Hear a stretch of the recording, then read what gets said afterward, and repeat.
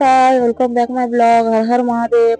বন্ধুরা দেখুন, বৃষ্টি পড়ছে আমাদের এখানে গত 3 দিন 4 দিন ধরে। তো কত জল জমিয়েছে, সব জায়গা জল জমিয়ে পুরো ভর্তি হয়েছে। আমার ছেলে দেখুন জলের ভিতরে কিরকম খেলা করছে।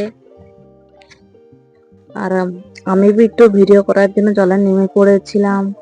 তো দেখুন সব জায়গা চারোদিকে রাস্তা ছাড়া জল জমিয়ে গেছে। তো এই বৃষ্টির সময় তো কিছু পকোড়ি কি কিছু তেলে ছানাছানি খেতে ভালো লাগে। তো আজকে দেখি কি বানানো যায়। তো আমি ভাবছিলাম কি বানাবো। তোমার শাশুড়ি মা বললো তেলের পিঠা বানাবো। তো আমার হাজবেন্ড भी ছিল, সবাই বাড়ি ছিল, তার জন্য তেলের পিঠা বানানো হচ্ছিল আজকে। এই পিঠাটা আমি অত ভালো পারি না, আমার শাশুড়ি মাই ভালো পারে। তো উনি বানাচ্ছেন। তো দেখুন, আমরা আতর চাল ভিজিয়ে রেখেছিলাম দুপুর থেকে, তো সেটাকে গ্রাইন্ডার করে নিলাম।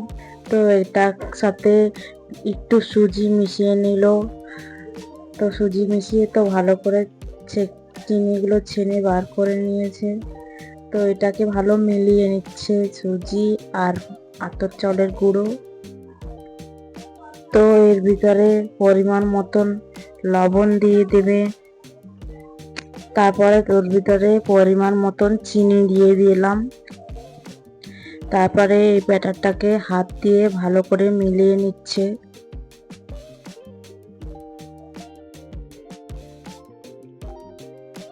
তারপরে এই ব্যাটারটার ভিতরে উষুম উষুম জল গরম করে দিয়ে দিবেন। গরম জল লাগবে, ঠান্ডা জল দিলে হবে না। তারপরে গরম জল দিয়ে এটাকে ভালো করে ব্যাটারটাকে মিক্স করে নিতে হবে। তো হালকা হালকা করে ব্যাটারটাকে মিক্স করে নিন। অল্প অল্প জল দিন, তারপরে মিক্স করুন। তারপরে জল দিন, তারপরে মিক্স করুন। একেবারে জল দিলে হবে না, হালকা হালকা একটু একটু করে জল দিয়ে দিয়ে মিলিয়ে মিলিয়ে দেখতে হবে যে তোমার ব্যাটারটা রেডি হয়েছে কি না। তারপরে ওর ভিতরে একটু ঠান্ডা জল দিয়ে মিলিয়ে নেবেন। যদি তোমাদের দরকার হয় তাহলে এটা অপশনাল। তারপরে ব্যাটারটাকে ভালো করে করে অনেক সময় মিক্স করতে হবে।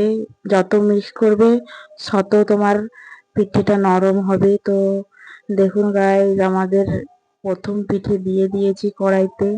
তো আমরা প্রথমে ছোট্ট একটা পিঠে করি, সেটা কেউ খাই না, সেটা বাদ দিয়ে রেখে দিই, গরুকে দিয়ে দিই। তো এটা প্রথম পিঠে। তো এটা ভাজছে আমার শাশুড়ি মা।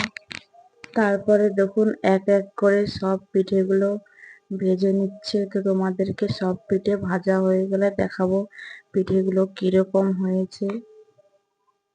পিঠে ব্যাটারটা মিক্স করা একটা মেন, ওটাকে ভাজাটাও সেটা মেন। তেলে ছেড়ে এরকম হাতা দিয়ে চেপে চেপে দিতে হবে, যদি না চাপবেন তো ওটা ফুলবে না।